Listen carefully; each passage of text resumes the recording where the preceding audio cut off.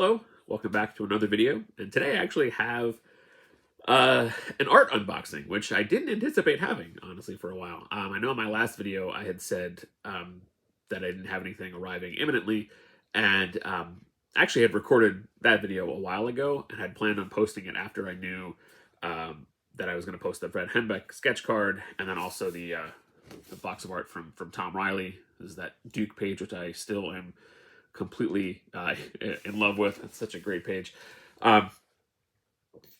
Yeah, so I thought I would kind of say that, oh, I didn't have any art coming, because I thought that would start a little bit of a lull. But lo and behold, after I recorded that video, an opportunity popped up, which I did not anticipate being able to score this art, and I did, and I think I'm just going to go right into the art unboxing, because there's some other things I want to say about the artist, but I can't really say that until we open up the art. So let's do that. Let's put this over here. Grab this. Okay. Now, this is a box from. You start doing the teasers, and some might figure it out before I open the box. But if you recognize this box, you'll know that this is how Felix sends his art out. And, you can also understand why when I say I didn't anticipate getting this art, because Felix, his art drops are, super competitive, and things go quick, and you kind of have to zero in on what you're looking for and go for it. And this is an artist that I really have wanted something from for a while, but not really knowing, the best thing to get, or from what project that he worked on. But this is one that made a lot of sense. Okay, this is cool. All right, all right. So let's get this open, and then we will talk about it. Carefully do some surgery to get this out of here. But yeah, super high energy art. And I mean, I'm sure there's some people that have a clue what this might be, but it also has to do with the Duke page that I showed earlier. So spoiler alert there. All right, I just want to get this out of here without bloodshed and damage to the art. So bear with me here. All right, this is proving a little bit trickier than I anticipated. So I don't know if you saw a little spoiler at the bottom of the page. Again, you eagle eye viewers might know what they saw, but anyway. All right, let's get this out. There we go. Now we're talking. Now we're talking.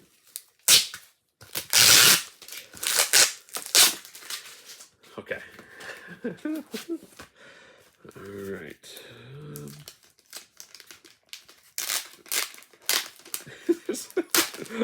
There's a note on the back of this, which is very interesting. I don't know if this is something that he does a lot, but we'll talk about that as well. All right, so now that is unboxed and free from its packaging, we'll put this down here. It's got some fingerprints on it. That's cool.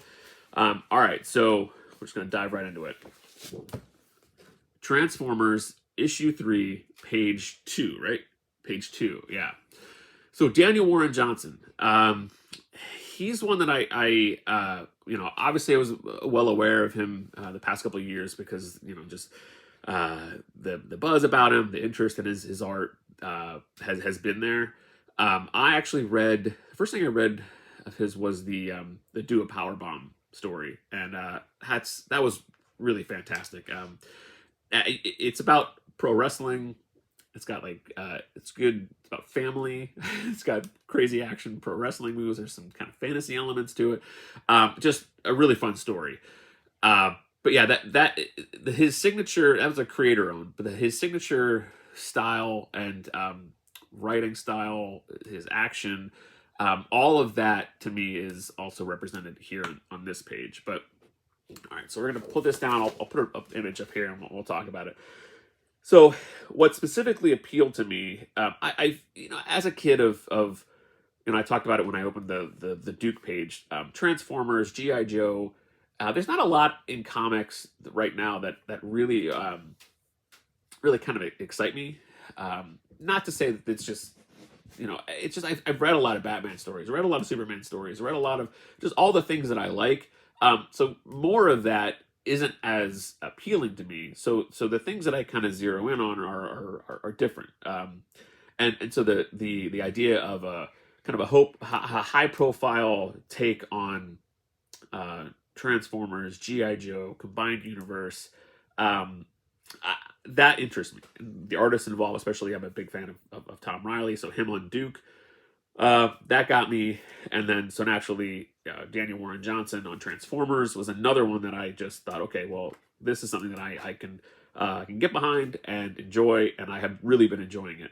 I'm actually Cobra Commander just came out today, and that's off to a good start too. So everything that I've read of this Energon universe, I've enjoyed, and I've just been having fun with it, and that's what comics are all about, what it should be all about. So let's talk about this page. So what the page has that I really love is it has a combination of there's a Transformer on there. There's Laserbeak is there. You've got some of the human characters that really is the kind of heart of the story is the Transformers human interaction. Early on you see Optimus Prime kind of learn about the value of human life, and it's just there is some heart to it. It's about giant robots and humans, but there's heart to the story, and I really have enjoyed that so far. So anyway, so having Sparky, Witwicky, and Carly on the page also interests me just because I like having those human characters. There's Transformer action. So Laserbeak kind of comes in and he interrupts a very tender moment because Sparky had just was telling Carly about the death of her father, and they were kind of consoling each other, and then in comes Laserbeak crashing through the house. And another trademark of Daniel Warren Johnson is the lettering that he puts right on the page. Just really helps sell the action, the intensity. So it had the scream, blam blam blam, chomp, toss, like all those things on there that help tell the story. Had all that. Had the human characters, had Transformer, and it was one that I don't want to. I should say reasonably priced, but his art comes at a premium. But they start around $800, and this one was $1,000. Now that's a lot. It's a lot of money, no matter where you're spending that. That's a decent chunk of change.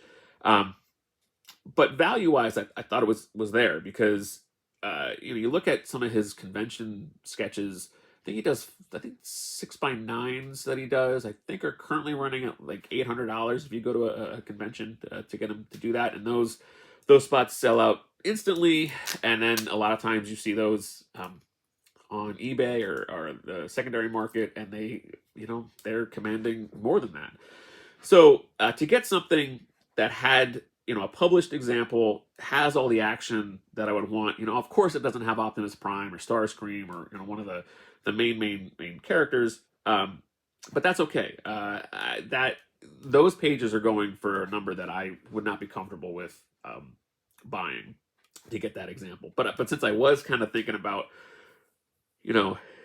adding a Daniel Warren Johnson piece to the collection, I thought $1,000 on this one was a fair buy-in when it comes to where the market is on his other stuff, and where the ceiling is on Transformers. It's something that I've really been enjoying. Their issue 4 is out, and Daniel Warren Johnson has committed to doing 6 issues as the artist, and then he will continue past that as the writer. Now, who knows if he we'll come back for the 3rd arc or move on to something else or whatever. But I thought now was the time to try to get something, and I debated on it. You know, it's not like an easy decision to make, but I jumped. The first issue sold out. You know, the pages sold out almost instantly. You know, and there were good pages there that just uh, more expensive because that one was a lot of action. And then issue two sold complete, and then issue three dropped, and I thought, okay, well, now it's probably the best time to get it. You know, who knows if the other issues will sell complete, and then he's only doing 6 issues guaranteed, so you know, who knows? Who knows where the availability of art would be? So I'm super happy to have this one. You know, as I stare at it and take it in even more.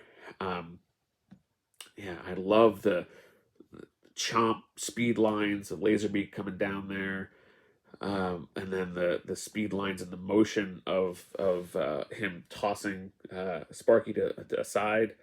Just a little toss written on there is super cool.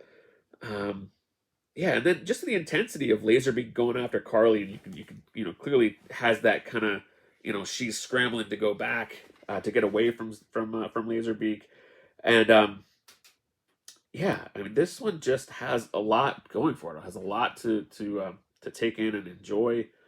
Um, yeah, I'm very very happy with this for sure. Uh, yeah, so just one more look at the actual instead of the scan. There's the page. Yeah, that's really cool. And actually, on the back of it, it says there's a note. It says, "I really want boba tea right now." Daniel Warren Johnson, 2023, and then it says, "Update: Just called Rachel. She was already picking up some for me."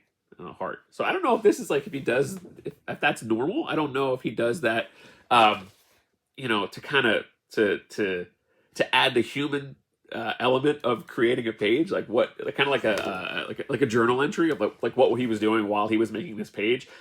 If that is the case, which I would imagine that it is, that's really fun. That's really cool. It just shows you that it's a dude sitting in the studio creating comics, and yeah, that's really fun. So yeah, just again taking it in. Really, really happy that I was able to get a hold of this page. I'm really happy with the selection of the page. It's one that when I read the issue, I thought it would be a somewhat reasonable one to kind of go after, and thankfully it was compared to everything else, apples to apples. I think a pretty good value. So, all right, that's the look at this page. I'm going to stare at it some more. So, thank you for watching, and I will see you soon.